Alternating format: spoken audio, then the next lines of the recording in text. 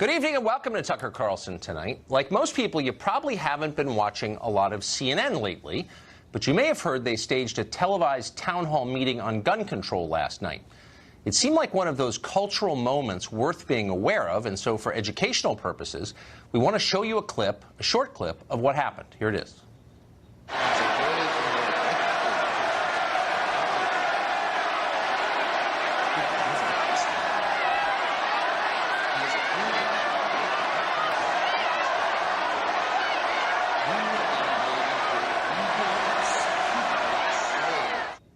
Wait, sorry, I'm so sorry. That was actually the 2 minutes hate scene from 1984, the film version of George Orwell's novel. We got the footage confused. It was easy to do. Here's the CNN version of that. I think what you're asking about is the assault weapons ban. Yes, sir. So let me be honest with you about that one. If I believed that that law would have prevented this from happening, I would support it. But I want to explain to you why it would not. Can you tell me right now that you will not accept a single donation from the NRA in the future? I wish the NRA lady I could have talked to, because I would ask her how she can look in the mirror, considering the fact that she has children. Let me answer the question. Let me answer the question. You can shout me down when I'm finished, but let me answer Emma's question. He should have been barred from getting a firearm, and he should not have been able to. He should not have been able to purchase the firearm. So if I could change time and change circumstances, I would have done everything in my power to prevent that. You just told this group of people that you are standing up for them. You're not standing up for them until you say, I want less weapons. I want to thank Dana Lash of the NRA and also Sheriff Scott Israel for being here to listen to your questions. Emotions were inflamed, and obviously we understand why. But yelling and nastiness don't help anyone. It's precisely in times of tragedy and distress that we need the calmest and most thoughtful voices. CNN last night brought us the opposite. They did it to make money. But they also did it for ideological reasons. That wasn't a town hall meeting, and it certainly wasn't a news event. It was an act of ritual public humiliation for anybody who disagrees with CNN's transparently clear position against gun rights. Dana Lash was there last night. She was the one you just saw being called a murderer on stage. She spoke about her experience earlier today. Many in legacy media love mass shootings. You guys love it. Now, I'm not saying that you love the tragedy, but I am saying that you love the ratings.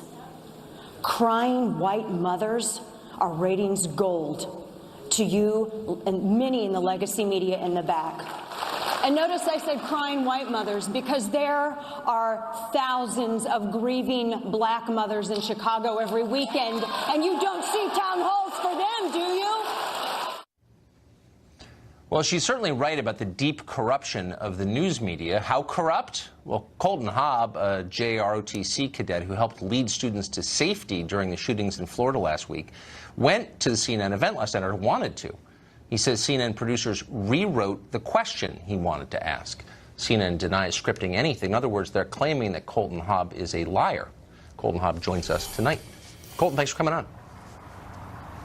Absolutely. Thank you guys so much for having me. And before we get into anything, I just want to make sure that everybody hasn't forgotten why we are actually here tonight. I mean, we lost 17 lives last week, and yes, I actually physically put 2 to rest, and to me that was the hardest thing in the world to endure. I mean, nobody should have to go through this, so as long as we're taking the right steps to move forward from this and make sure that this doesn't happen again, I'm all for that. Well, we certainly haven't forgotten. Thank you for reminding us yet again, and we think that the only way to make the country better and maybe put a dent in this scourge is to have a rational, thoughtful conversation about what to do next. And with that in mind, absolutely, you were planning to go to this event last night. And tell me if I'm mischaracterizing any of this. And you sent in, at the request of a CNN producer, you sent in a number of questions, statements you wanted to make, questions that you wanted to ask of the politicians on the stage. And they rewrote one of your questions? Is that right? Yes, sir. So what had happened was 4 days ago, I had gotten contacted by a lady named Carrie Stevenson from CNN. she had asked me originally to just write a speech. It was going to be at the town hall at the BB&T Center, so I agreed. I felt like it would be the right thing to do, be able to go speak my part, as well as open eyes to a few things that I thought that could make this situation a little better. From there, 3 days ago, so the next day after that, we had gotten, I got an email back from her, and she asked for more of questions rather than a speech, which I was totally fine with. So I wrote a little less of a speech and more of questions that I wanted to ask at the town hall. The day after that, it was more of just questions. She asked for just questions that I would like to ask. So I gave her my questions, and then yesterday at about 5:15, I made contact with her, and she had asked if I just asked her one question. So what they had actually done was wrote out a question for me, because in my interview with CNN, I had talked about arming the teachers if they were willing to arm themselves in the school to carry on campus. And they had, she had taken that of what I had briefed on and actually wrote that question out for me. So I have that question here if you'd like me to ask it for you. Well, but I just want to make sure I have this straight. So you sent them a long, in effect, essay on what you thought, but they put Yes, their sir. own words in the question, and they weren't the same as the words you had sent in? They were the producer's words? Absolutely. They had taken what I had wrote and what I had briefed on and talked about, and they actually wrote the question for me. But not with your words. I mean, they put their own words into your question, even after they'd asked you to send questions in. But that seems dishonest. It definitely did, and that's kind of why I didn't go last night. Originally, I had thought that it was going to be more of my own question and my own say, and then it turned out to be more of just a script. And she had actually said that over the phone, that I needed to stick to the script. That's remarkable. What did you watch last night? I watched a little bit of it. I kind of felt like I didn't really need to, because I knew that as soon as what had happened with me, that it was going to be more scripted and wasn't actually going to be actual questions. Then I didn't feel the need to fully watch it. So if CNN was willing to reword your question, put their own words in your mouth, and as you said, you didn't want to go along with that, do you think they did that to other people last night? I mean, absolutely. From what I did see, I had seen a couple people that had asked questions before I did leave my house. And it was a little piece of paper cut out. And I know for a fact that nobody cut their own paper out and wrote their own question, especially when they were all based off the same topic. So to me, from right there, it showed that this isn't correct. Why are they all have the same size piece of paper with a short little question on it? So to I guess me, it was a total what's waste of surprising is my time, honestly. you're not just some person off the street. You're a survivor of this shooting, and the point was to listen to you, to the survivors of the shooting. Were you surprised by the way they Absolutely. behaved? I mean, honestly, it was very shocking to me, because we just went through such a horrific tragedy. For them to take that and now make such a big news cast over what they want to hear, it was very upsetting to me. It's shocking to us too. Trust me, in the actual journalism business. Colton, thank you. Thank you for telling us that. It's really interesting. Absolutely. I appreciate it. Absolutely. Godspeed. Absolutely. We've got new information tonight about the Parkland shooting itself. Stoneman Douglas High School had an armed guard on the scene, it turns out, during the shooting. When the shooting happened, that guard remained outside, did nothing, and waited for police. Of course, by the time police arrived, it was too late to save the 17 people who had been murdered. This is just one more layer of government failure in the Parkland shooting. There are a number of them. The FBI had 2 credible leads. It balked. The police visited the shooter's house more than 3 dozen times and in the end did nothing. The student had been suspended for fighting an assault but never referred to prosecutors. If he had a felony conviction, it might have barred him from getting a gun. Over and over again, the government failed to protect the people of Florida, those kids, the ones who died, either because of incompetence or the sheer impossibility of catching every threat. And now they're telling us to disarm. Gary Farmer is a Florida state senator and a gun control advocate who met with students in Tallahassee yesterday. He joins us tonight. Senator, thank you for coming on. This new news does raise the question, though. Why aren't we talking about government's failures? Why are we talking about stripping the ability of citizens to defend themselves when it's clear the government can't defend us and didn't in this case? Thank you for having me, Tucker. I don't this new information about the guard and what he did or didn't do is just breaking, but I don't think it's indicative of the government's failure to protect us. I did tour Stoneman Douglas High School last week. We were briefed on specifics of the shooting, and the shooter went up to a third-floor perch and was attempting to shoot out hurricane windows so that he could become a sniper from that top floor. So I'm not sure why this officer did or did not go into the building. But I would agree with you, the government has failed us in allowing the proliferation of assault weapons. Well, but wait a second. I'm sorry, Senator. I can't let you just. Okay. I realize that you have an agenda here. But from the perspective of citizens who are watching this on television, my agenda is to tell the truth and to make sure people can protect themselves, because it's pretty clear from the repeated failures of government, local, state, federal, FBI, local police, armed security guards, that the government didn't protect those people and they died. And now you're looking into the camera and saying you don't have a right to protect yourself. You're the threat. People who've done nothing wrong, who just want to protect their families, they're the ones who should suffer for this. And I'm wondering why. Why would you say that, given what the evidence Tucker, I just threw at you? Tucker, that's such a gross simplification, and it's almost laughable, but for the fact that so many people have died, the fact that you are sitting here saying that if 1 or 2 or 3 or 4 more people had been armed, that this would have been different. But I'm not saying that. I'm saying that the government failed, and the government officials like you don't want to admit it. Tucker, so if you could let me finish my point, I was there at that school. You weren't. I was briefed by FBI and special forces that are doing the forensics there. So what's the answer? This man fired 160 bullets in about an 8-minute time frame. Okay, so this is a very large campus. Whether this guard went in or didn't, the fact of the matter is most of the carnage occurred before he ever had an opportunity to be there to stop it. Well, how do you know? Wait, slow down. Don't. You know what? Hold on. You're not entitled to make up facts. You just said that you knew nothing about it, and now you're telling me. Then if you don't know the facts, then why are you saying the security guard didn't have time to stop the shooting? You don't know that. You're making it up. We do know he was on the other side of the campus. If you read the reports and speak to the officers as I have, you would know. You said you just learned this. When did another side of the campus? Oh. Tucker, can I finish? I know you like to interrupt people, but God gave us 2 ears and 1 mouth for a reason. So if you could let me finish. What you're doing we know is that this evading responsibility for the role of government on the other here. side of a large campus. Okay. He went to the building when he could.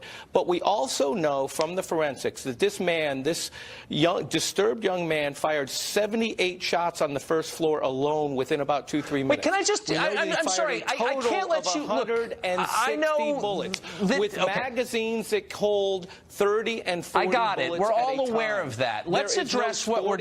Speaking of filibustering, there is no self-defense purpose for those magazines. Oh, there's no self-defense purpose. If he would have been limited, you would know to that, a less I guess. Harmful. Right. Not a war of weapon. This is just perhaps you're reading your the guard could have gone in and made a difference. Then let me ask you, why did local police show up at his house 39 times and do nothing? Do you have an excuse for that, or the fact that the FBI was alerted and ignored it? Are you willing to excuse that too? I'm not making excuses for anything. You just made an excuse for the security guard not protecting the kids. And how assault weapons are the common denominator. For no, actually, in this case, shootings. What you're doing is shifting responsibility away from yourself and your fellow government leaders onto the rest of us. All you want to do is pivot away from assault weapons as being the root common denominator of all these events. I think our viewers can assess who you are and where you're coming from. Let's talk about guns. The discussion Let's talk away about guns. From those guns. Since you, like many government officials, will never take responsibility for anything, let me ask you about the bill that you supported that would address the gun problem you claim is paramount. So I think that bill just was voted down in the Florida House a couple of days ago, but you still supported it. So you tell me first of all, I'm in the Florida Senate, not in the Florida House. Well, I'm aware, but the bill that was voted down in the Florida House. What happened in the Florida House was let me ask the you Florida about, House, much like you and other commentators, are afraid to have the discussion. Let's discuss the bill that you support, SB 196. Just to have a discussion about the issue.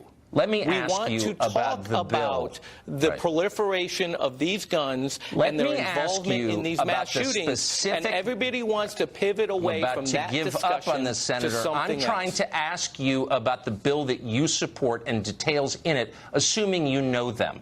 I doubt that. Let's find out. I wrote the bill. Then let me ask you a couple questions about it. Yes, I have. What's the bill number, let me ask you. What's the bill number? SB 196. What's the bill number you're talking about? 196. I win the quiz. I get an A. Let me ask you a question. Magazine ban. I'm ready to go. Let's go. Okay. So in this bill, owners of the rifles, including many hunting rifles that you designate weapons of war and assault rifles, people who own them now. Not true, but keep going. Misinformation number one. Is true. Keep going. Would have to register those rifles with the government. Am I misreading that? No, that's a different bill. That's a different bill, Tucker. That's 1476. That's the bill to create the gun registry. Why don't you have to register a gun when we register cars and boats and other So I would have to take my rifle, having done nothing wrong. I don't know. But no, the assault weapons bill 196 doesn't have the registry in it. And I would have to, under the bill you supported, the gun registry bill, I would have to register bills in my house, despite the fact I've committed no crime, done nothing untoward with that gun, and I have to register it with you and other government officials who just failed. And what's wrong with that, Tucker? Why does law enforcement, why are they unable to have the tools available to them? I don't know. They were unable to stop prevent the guy mass who just shootings killed 17 or to people. find the perpetrators of those mass shootings. What is everybody afraid of with a gun registry? If you're not committing a crime, that demagogues like you will misuse that information. And after talking to you for a few minutes, that is a legitimate fear. Continue the narrative, please. How so? Here's the narrative. The government, as I said, at every level, and this is factual, not my opinion, failed to protect those students. You will not concede that and instead turn the blame back on blameless American citizens. That's not factual. Oh, the security guard had a good reason. The FBI, whatever, 39 times to his house, whatever. Giving people like you power is frightening. That's the bottom line. And I'm out because I can't get a straight answer from you. If a shooter... Sorry. Author and columnist Mark Steyn joins us tonight. Great to see you, Mark. Okay.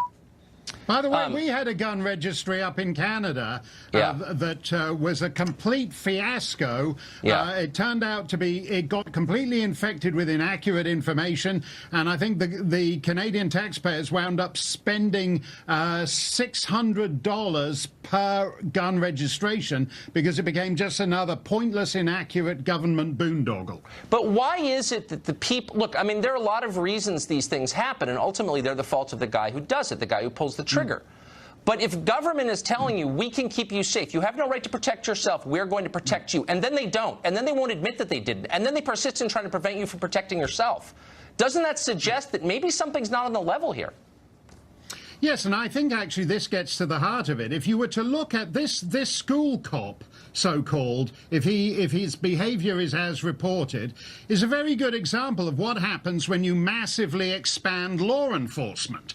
The proportion of bad police, the police who let you down, will increase, and it will eventually be like the TSA when you go to the conveyor belt and get your take your shoes off, and there's 9 people standing around. But how many of them would actually respond effectively in a bad situation? That's the first problem. The second problem is that if you were serious about gun control, you'd have to change the minds of tens of millions of American, law-abiding American citizens. So you would not stage the spectacle that CNN staged last night, which brought back memories to me of the Paul Wellstone funeral 15 years ago. You remember a senator, he died in a plane crash, very sad. They held a funeral and turned it into an ugly partisan political reality.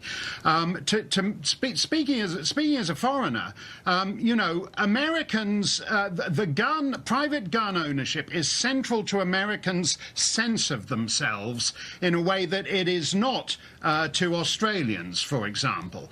And that to change that requires calm, thoughtful, rational debate rather than emotional exhibitionism of the kind on display last night. I think you made the key point right there, which is you need to convince people you can't change hundreds of years of law and custom simply by fiat or screaming or threatening people. In a democracy, you have to bring people along with you. You have to not compel them, but convince them. And the left doesn't seem interested in that at all. No, and I think this is actually where it's going. Well, I would say, for example, that if you look at Germany and Scandinavia, where police chiefs tell women that it's not safe to go out alone at night since they let all the refugees into the country, you have declining social trust, which is likely to move Europeans back towards a self-defense model. Now, you have declining social trust is one of the phenomena of our times here in America. And when people look at that incompetent and weaselly sheriff last night battering Dana Lash, who's a private citizen, because she wants to know why he didn't act on any of those 39 complaints, people are not willing to mortgage their self-defense rights to the government, and not a government as inept as all levels of whether it's school district, sheriff, or federal. All levels of government failed in Florida. That's exactly right. If you're telling me I can't defend myself, you're going to protect me, you better prove you can, and they're not. Mark, that was really deep and smart. Thank you, as always. Thanks a lot, Tucker. Last week's shooting is being blamed on so-called toxic masculinity. What exactly is that? We've asked the question many times, still don't know. Hopefully we'll find out next.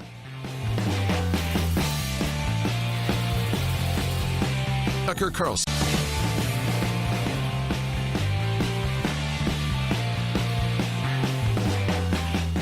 The Parkland, Florida shooting isn't just being blamed on guns, but also on men. Not simply the man who did it or the many men who failed to prevent it, but all men, half the population. Nicholas Cruz was, by all accounts, pretty disturbed, but articles in Refinery 29, USA Today, and something called HuffPo argue that the real root of his violent rampage is something called toxic masculinity. It's not in the DSM. It's a new made-up term, but it's everywhere all of a sudden. The desire to murder others, the theory goes, stems from the masculine desire to control women that for some can only be expressed through violence. Nell Daly is a psychotherapist and hosts Unscripted with Nell Daly, and she joins us tonight. Nell, thanks for coming on. Thank you, Tucker, for having me. So, I mean, maybe it's not surprising, but I'm drawing kind of the opposite conclusion here. This kid, the murderer, seems like he suffered from a lack of wholesome masculinity. He didn't have a male role model. He wasn't self-sufficient. He wasn't sort of living up to the classical masculine ideal of providing for others, of being a man. He seems quite the opposite of that. So how is this the result of masculinity? You know, well, let's go back to the idea of what toxic masculinity is. And as I dug through this story to do this segment tonight, I'm still struggling to get my head around the concept, even though I've been familiar with it for a while. It's a very hard and nuanced thing to articulate. And I also want to make it clear that the Refinery 29 article and feminists that are talking about toxic masculinity aren't saying that that's the sole reason why he committed the crimes that he committed. There's several factors obviously involved. Let's talk about what toxic masculinity is and how I understand it. For example, sometimes when I'm on your show, I get death threats, right? Even if it's not a contentious debate, I'll get reposted and I'll get, at times, 3,000 men will come out with sort of violent words on Facebook or accusations towards me that are pretty scary. That's an example of toxic masculinity showing itself, manifesting in our society. Right. Also, another example of toxic masculinity, though, is when we shut down boys from actually having feelings. And that's different than the toxic environments or toxic messaging that little boys get through, let's say, certain types of music or video games that they're exposed to on a daily basis. So I just want to make it clear, like, that's what we're talking about when we talk about toxic masculinity. Is there such a thing as toxic femininity? Can you be too feminine or just too masculine? When I was talking to people about doing this segment today, people were asking me about that. No, and that's because women don't commit these violent crimes at the rate that men do. So since they don't commit much violence at all. Right. So since like I don't think women are sexually threatening you necessarily after you do the show. No. But that because those are classically male ways of acting out in a bad way. But are there female ways? Is there? In other words, I guess we're stipulating that you can be too masculine and you wind up killing people. Can you be too feminine, or is it only boys who are bad when they act as nature created them. I appreciate what the questions and the line that you're going in. I actually want to get back to the point that you originally brought up, which I think is fascinating. And there was an article published today in The Federalist, which I believe is a conservative blog by a guy named Jason Hansen. And he suggests that exactly what you said at the beginning, could this actually be a result of a lack of healthy masculine role models in our society that causes what he suggests or alludes to is this idea of the revenge of the lost boys? Right. And that goes back to exactly your first point, Tucker. Well, there's something going on there, and we're doing a whole series on this next month. I don't fully understand it. I don't want to pretend that I do. But there's something about constantly attacking boys for being boys, which is what our society obviously specializes in, that causes them in some cases to embrace this kind of caricature of masculinity, which is violent and grotesquely sexualized. It's a parody of masculinity. And I think maybe that's a response, at least in part, to the attacks on boys for being boys. Do you see what I'm saying? I do see what you're saying. And I think what's interesting here, and it's really, really sad as a mother, is that we are starting to, there's been so many shootings that we're able, as a psychotherapist in the psychological community, actually create psychological profiles on data on why these men commit these kinds of crimes. And one of them is domestic violence. A second thing that goes back to what you were just saying is that a lot of them have a lack of a male model figure in their family life. So it's a very complex issue, and I don't think it's one thing or the other, but just the fact that we're talking about this in 2018 on Fox News tonight and discussing gender and identity and ideas around masculinity shows that as a society, as a country, we're facing a human crisis. And one of the things that's being brought to head is these discussions about what is a new masculine identity or a paradigm shift that's happening in our culture. Yeah, maybe having a dad at home, maybe pretending that wasn't a big deal was a mistake. Yeah, well, there's a lot of single moms out there raising kids, and obviously we're starting to see some issues, arising from these things when we don't have some of us called that, but models. Whatever. All right, Nell, thank you very much. Thank you for having me. Bill Kristol's effort to fight Russian fake news seems to be spreading fake news of its own. Who could have predicted that? Glenn Greenwald joins us to discuss the details next.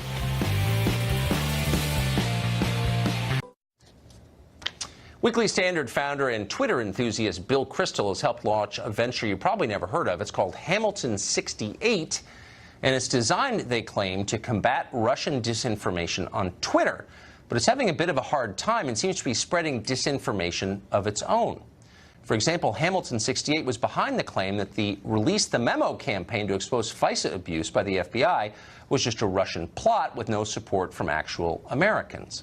Glenn Greenwald has been covering this. He writes The Intercept. He's a critic of widespread hysteria on this question, and he joins us tonight. Glenn, this is one of those many stories that fall through the cracks in a news environment like this, and that's why I'm grateful you have been on this. What is Hamilton 68, and what has it done?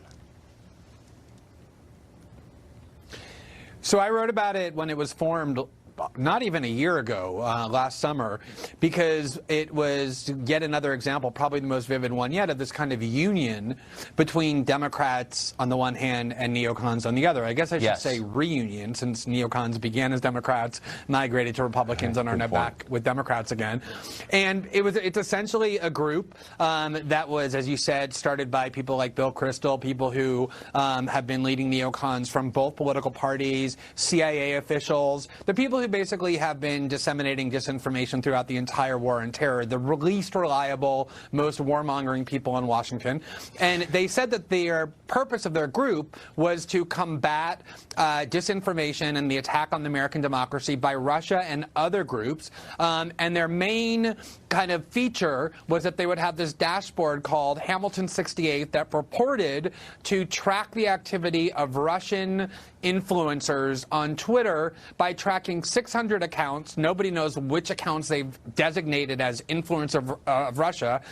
They're not necessarily Russian. They're just people who, in the eyes of Bill Kristol and his friends, are people who espouse Russia or pro-Russia themes. And they just constantly make claims about what Russia is doing on Twitter that the U.S. media, in the most shocking way, uncritically ingest and puts into their headlines as fact about what Russia is doing. So they're basically running their own propaganda campaign purportedly designed to combat propaganda. What's the agenda behind this? I'm a little confused by it. It's twofold. One is these are the people who have actually been obsessed with the idea that we should be at war with Russia for forever. Back in 2008, when the president of Georgia attacked two provinces that viewed themselves as more aligned with Russia, and the Russians went and confronted the Georgian government about it, people like John McCain and Marco Rubio and that whole neocon crowd, Bill Kristol, were essentially calling for NATO to go to war with Russia over Georgia. They've been obsessed with Russia forever and have wanted the reinvigoration of a new Cold War.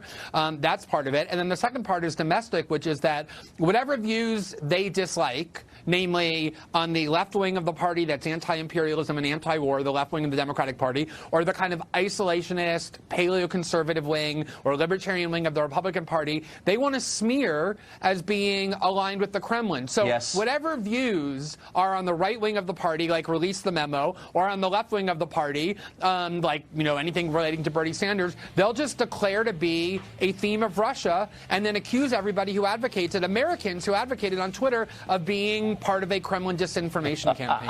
You and I are on different sides, and we both had that happen to us, so we know firsthand. Thank you, Glenn, for that. I appreciate it. What's it like trying to survive as a free-thinking person in Silicon Valley? Not easy. Fired Google employee James Damore will be here next.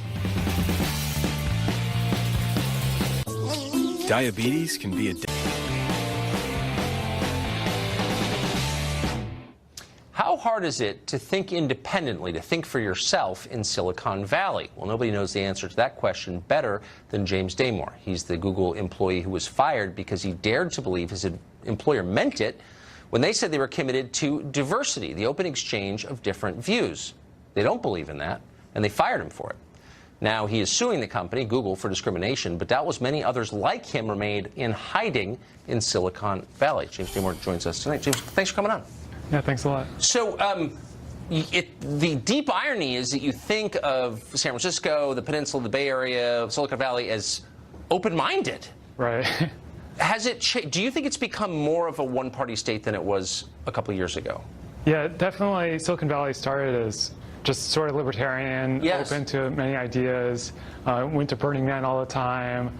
But now it's really, there's a groupthink. And, you know, we see that many people are now leaving Silicon Valley because of this. So since you were forced out of Google, not because you didn't perform well in your job, but because you tried to take them seriously when they said they believed in different views, and they don't, have you talked to people who are still there about it? Yeah, I've talked to a few, and it seems like it's gotten even worse, where they've doubled down on some of this diversity rhetoric, and people are even more afraid now to speak up. So if you have even a mildly different view, you're crushed. Right. And so, you know, surveys show that about 80% of conservatives now don't want to talk about anything at work. So I don't think anyone's ever challenged the fact that you're qualified for the job, highly qualified, you have a Harvard degree. Do you have a job now? Fortunately, no. I've applied to many places, but you know, I think a lot of the large companies don't want the risk, and then the small companies want to be bought by Google, so they don't want to hire me either. So Google's so powerful, you think they have a role in your not having a job now, even 6 months later, more than? Yeah, people are definitely afraid of Google. It's the most powerful company in the world. Do you think it's a good business model to be associated with an extreme set of political beliefs, Google, and as intolerant as they are? Is that a good way to kind of broaden your market share? Definitely not. I think that they're really seeing the pushback from, you know, conservatives and free thinkers alike. Yeah, normal people. Good luck, James. I really wish I had a technology company. I promise I would hire you tomorrow, but I'm just a talk show host. But you will get hired, and we're going to celebrate when you do. Thank you. Great to see you. Yeah, thanks a lot. Up next, Final Exam, your weekly news quiz. Can you beat it? Time now for Final Exam, where we pit two news professionals against one another to see which of them has been paying closer attention. Heavy hitters this week. A Fox mainstay against one of his frequent guests. Bret Baier, one of the best informed news anchor in Washington, hosts Special Report. Molly Hemingway, noted intellectual and master of the incisive expository essay, is senior editor at The Federalist. Together, they make today's contestants. Welcome. Thank you. You know how nervous we are collectively? It's not good. I'm nervous. I've got a lot of money on this. I'm not going to tell you who I bet on. Okay, here are the rules. You know them, but I'm going to repeat them for our viewers. Hands on buzzers. I ask the questions. First one to buzz in gets to answer. You have to wait till I finish asking the question in order to do that. Every correct answer is worth 1 point. Get one wrong, you lose a point. Best of 5 wins. Are you ready? Ready. Ready. All right, question 1. Fergie, the singer, upset a lot of people this week with her jazzy and sultry rendition, we're being generous there, of the national anthem. At which game did that performance take place? Brett Baer. Fergie sang at the basketball game. Almost there, at the basketball game. Now, we're going to roll the tape and then ask our judges if your answer is adequate. I thought you needed the specific game. I'm not the judge. I'm merely the... I'm the marionette. I had a good answer. Would you like to get more specific? Forgot. No, let's just roll the tape. Okay, let's roll the tape. Basketball game. Good news is everyone stood for the national anthem last night at the NBA All-Star game, but some couldn't stand what they were hearing. Does that star spangled banner yet wave? She sounds like a sober Janis I Joplin. meant all-star. I mean, it was inferred. Okay, so I'm merely a marionette who takes directions from the puppet masters in New York, and I'm going to ask them now, is basketball game adequate? No. Oh. Sorry. So I get a minus? You get a minus. Oh, dear. That seems unfair. All right. You're headed in the same direction as Bitcoin tonight. Okay. Question 2. Apple is moving its employees into a $5 billion spaceship-like campus, but the glass walls are causing a painful problem for its workers. What is that problem? Molly Hemingway. This breaks my strategy. You're not supposed to answer if you don't know the answer. That's true, like the SAT. I'm just going to go with glare. Glare. Is it glare? The number of employees walking into the curved glass walls there has gotten so bad, emergency services had to be called. Workers are saying, hey, we're going to put sticky notes on some of these glass walls and doors so people don't walk into them. Apparently, reportedly, their bosses took the sticky notes off because it ruined the design and the look of the building. So they're like birds.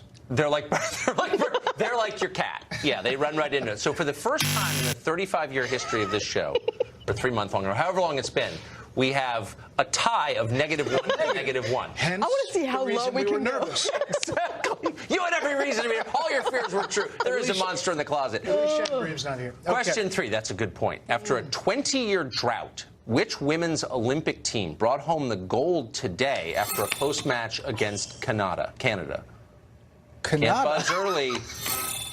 Brett, you get to answer first because Molly Hemingway, you buzzed early. Awesome. U.S. women's hockey team. U.S. women's hockey team against Canada. Gold medal winning hockey players are in the house. Hi, you guys. You know what's better than a gold medal? 23 gold medals. So the good news is you're winning. The bad news is you're at 0 anyway. You're at 0. It's all relative. It's absolutely right. You don't have to be the fastest. You just can't be the slowest. Question 4. Here we go. Which Hollywood actress announced this week she'll be giving up her acting for a year to focus on fixing our democracy? Brett Baer. Jennifer Lawrence. Not aware of her as an actress, but we're going to see if you're correct. Jennifer Lawrence is the answer. Roll tape, please. She's got a big new movie coming out at the box office, but Jennifer Lawrence won't be acting anymore for a while because she's decided to become a full-time activist. Stuff trying to pass state-by-state laws that can help prevent corruption, fix our democracy. So now that she's no longer going to be doing movies, what are you going to do in the weekends, Brett? I don't know. I have no clue. That's good. Okay. I'm not good at math, so I don't know where we are, but I know this is the final question. Are you ready? Oh. I know, it goes fast on this show. Final exam. Jaws dropped at London Fashion Week after a very important person, a famous one, sat next to Vogue editor Anna Wintour, who was also important and famous, or at least famous. People are upset with Wintour for not taking off her sunglasses and are even calling her disrespectful. Who was the head of state who sat next to her? Molly Hemingway. It was the Queen. The Queen of? Queen Elizabeth. Not Brunei. England. Yes. Queen Elizabeth. Is it Queen Elizabeth? Queen Elizabeth. Well, she has never wavered in her fashion sense. Her Majesty making her Fashion Week debut on Tuesday, sitting next to the grande dame of all things stylish, Vogue editor-in-chief Anna Wintour at British designer Richard Quinn's runway show. You are right. Good. But still lose. Out of the and as our hole, though. judges just said, if it weren't for that technical error, we might have a tie right now. Yeah. We'd be in tie-breaking territory. And you have to guess the capital of Namibia, but we're not. Molly, you were great. Thank you. That was valiant. But, Brett, you won. Congratulations. Thank you, with 1 point. With 1 point. But it's all it takes. Thank you. Thank you. That's it for this week's final exam. Pay attention to the news every week. Tune in every Thursday to see if you can do better than our trained news professionals. There's a lot more coming up. Stay tuned. If you've been struggling with belly pain and